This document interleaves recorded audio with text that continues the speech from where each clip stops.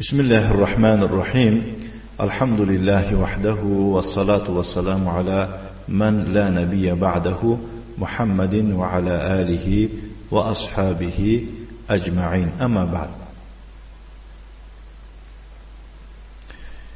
اینک ما درس‌های خود را به عون الله حق سبحانه و تعالی دوام می‌دهیم از کتاب الاربعون النوویه.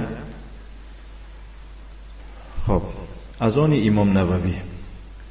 قال الامام الحافظ الفقيه ابو زكريا يحيى بن شرف النووي رحمه الله تعالى. امام حافظ فقيه ابو زكريا يحيى ابن شرف النووي چنین فرموده است: الحديث الثالث والثلاثون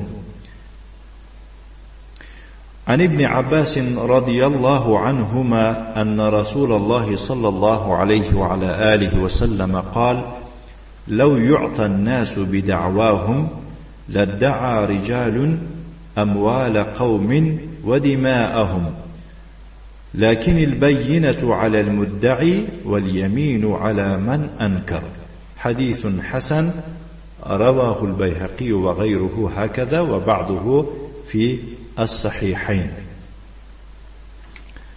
خب، یعنی حدیثی سیوم از ابن عباس رضی الله عنهما روایت میکنند که پیغمبر صلی الله علیه و علی آله و سلم چنین گفت: اگر به مردم تنها با دعوا کردنشان داده میشد، یعنی هر یک کس دعوا میکند این فلان گرفت و یا فلان گرفت، خب فلان این خیل کرد، اگر به مردم تنها یعنی فقط به دعوای کردشان داده میشد، چی که دعوا کنند با اونها گردانده داده شود، آنگاه مردان مال و خون قوم را دعوا میکردند.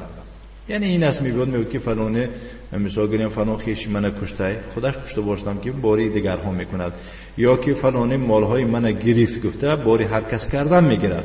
بنابراین در شریعت این خیلی نیست که هر یک کس چی دعوای کنه دعوای او مقبول باشد، ولیکن با دعواگر گواه آوردن و با آن که منکر می شود قسم خوردن لازم است.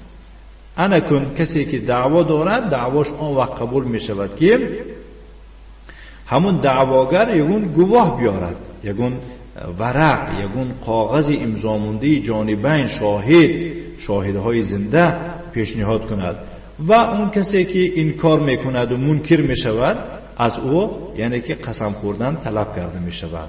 این انشاءالله تحت این خیلی هم گپی بسیار است. این خیلی هم گپی بسیار است. بارک الله فیکم. نه، انم قانونهای کفر امروزه هم قانونهای دموکراتی و دیگه قانونهایی که امروز میبینید سود و پروکرور و دیگه چی هستن، همین ها هم دیده داخل یک باره اکثر به حبس نمی اندازند. اول جستجو میکنند، میپرسند، جستجو میکنند، فقط یعنی که از اسلام بیخبرن مسکین ها، اگه نه همون ها رو خیال میکنید که از همین اسلام جایی در کارشون رو گرفتن، اون جایی که با ضرور حتمی است نام اسلام است اونا رو مسکین ها چی ترک کردن.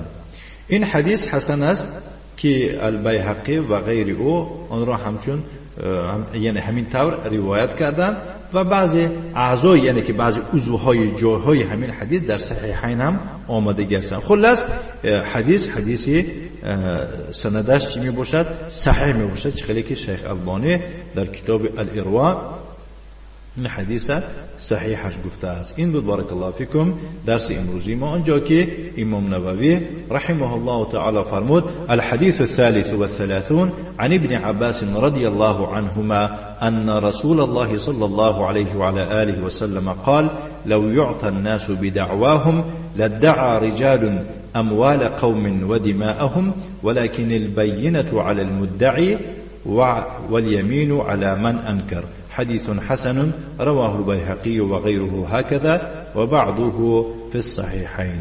نكتفي، وصلى اللهم وسلم على نبينا محمد وعلى آله وأصحابه وسلم تسليما مزيدا، والحمد لله رب العالمين.